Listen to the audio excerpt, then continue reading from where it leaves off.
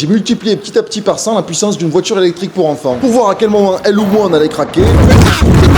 Spoiler alerte, on a craqué un petit peu tous les deux. J'ai commencé par dégager le petit moteur de 15 watts pour en mettre un de 200 watts.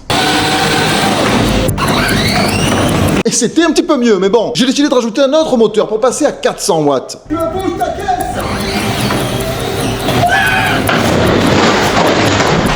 Ça commence à être un petit peu plus drôle, mais ça suffisait évidemment pas. J'ai donc mis une batterie de 36 volts sur ces deux moteurs. On atteint maintenant la puissance de 900 watts.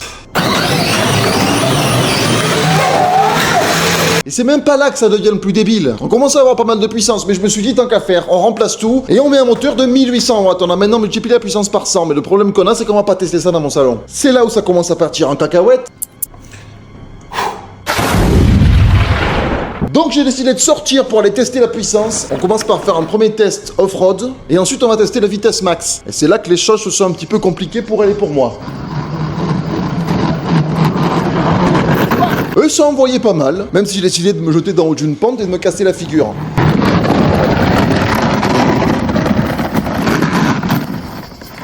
Mais le moment le plus important, c'est maintenant, le test de la vitesse max. On commence gentiment à monter. J'ai quand même réussi à atteindre 30 km/h en montée avec ce truc.